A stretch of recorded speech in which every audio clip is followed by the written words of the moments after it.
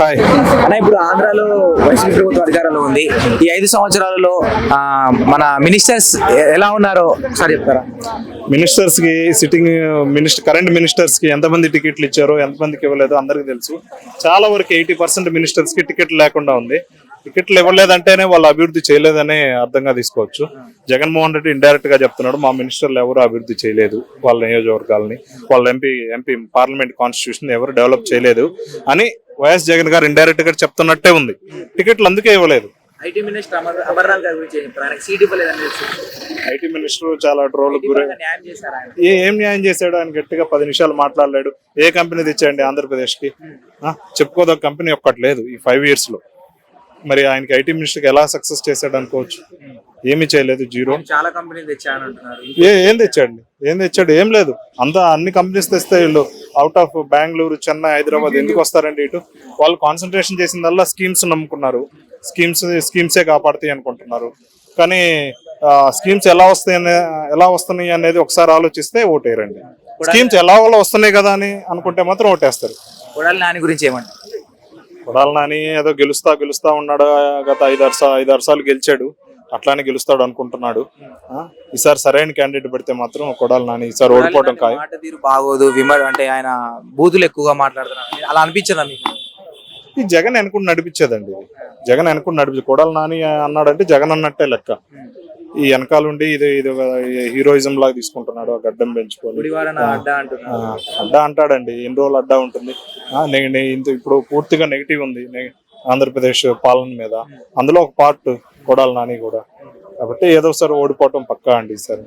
రోజా గారికి కూడా ఇప్పుడు మళ్ళీ ఎంపీ సీట్ కి ఛాన్స్ ఉంటుంది, కానీ ఎమ్మెల్యేకి మినిస్టర్కి ఛాన్స్ లేదంటున్నారు. ఆమె పరిపాలన బాగాలేదు కాబట్టి టికెట్లు ఇవ్వరండి. ఈ కొత్తగా రిస్క్ చేస్తున్నాడు, కొత్త వాళ్ళకి ఇచ్చి ఉన్న టికెట్ సీట్ గెలుద్దామని చూస్తున్నాడు జగన్. చాలా ఫేమస్ పర్సన్స్ కదా ఆంధ్రాలో, అయినా వీళ్ళకి టికెట్లు ఇవ్వడం, వీళ్ళని వాడుకొని వదిలేసాడండి. ఫేమస్ పర్సన్స్ చేసాడు, జగనే చేసి.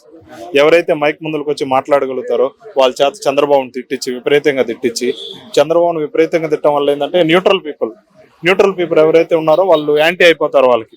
ఇప్పుడు ఈ వైసీపీ కేసే ఓట్లు వైసీపీకి వేస్తారు, టీడీపీ కేసే వాళ్ళు టీడీపీకి వేస్తారు కంపల్సరీ. ఎవరైతే ఈ న్యూట్రల్ పీపుల్ ఉన్నారో వీళ్ళ ఓటు అనేది చాలా ఇంపార్టెంట్.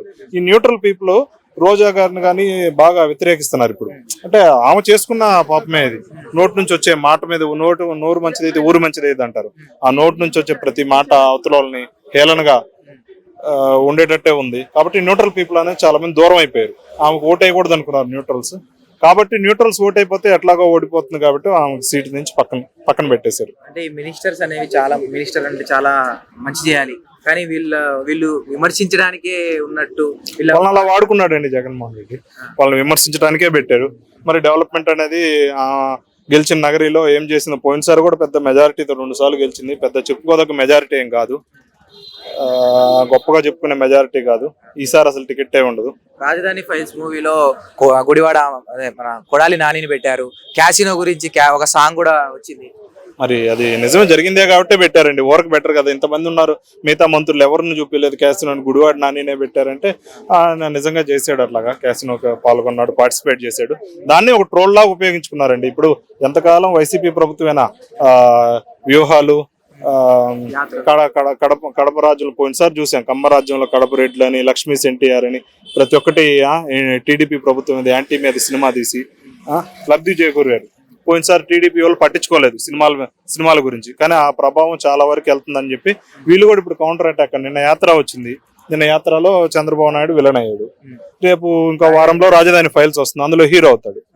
నెక్స్ట్ మళ్ళీ తర్వాత రోజు వ్యూహం ఉందంట, దాంట్లో మళ్ళీ ఇది కామెడీ ప్లస్ విలన్ అయిపోతాడు చంద్రబాబు నాయుడు. ఇది ఏంటంటే ఎన్నికల ట్విస్టులతో కూడుకున్న ఎన్నికల సీజన్ ఉంది ఇది ఏపీలో. నిజం ఉందా అన్న? అంటే చూస్తే కదా తెలిసేది. ఇంకో వారంలో రిలీజ్ అమరావతి కోసం ధర్నా చేశారు, అది చూపించాడు. దాంట్లో న్యాయం ఎట్లా ఉండేది అనేది సినిమా రిలీజ్ అయితే చూడొచ్చు. నిన్న యాత్ర చూసాము, దాంట్లో ఏ రకంగా చూపించాడు అనేది చూసాము. దాంట్లో నిజమైంది అబద్ధమైంది అనేది చూసాము. రేపు ఈ ఫైల్స్ కూడా రిలీజ్ అవుతుంది. రాజధాని ఫైల్స్ రిలీజ్ అయితే అందులో ఎంతవరకు చూపించాడో చూసి దాన్ని బట్టి చెప్తామండి. ముందుగానే మనం చెప్పలేం కదండి. రైతులైతే ఎకరాలు ఇచ్చిన మాట నిజం, వాళ్ళు నష్టపోయిన మాట నిజం, వాళ్ళు ధర్నాలు చేసిన మాట నిజం. వాటన్నిటిని చూపించాడు. దీన్ని మెయిన్ థీమ్ ఏం చూపిస్తాడని చూడాలి రాజధాని ఫైల్స్ లో. నేను చాలా ఎదురు చూస్తున్నాను. పొలిటికల్ సినిమాలు. Thank you. Thank you.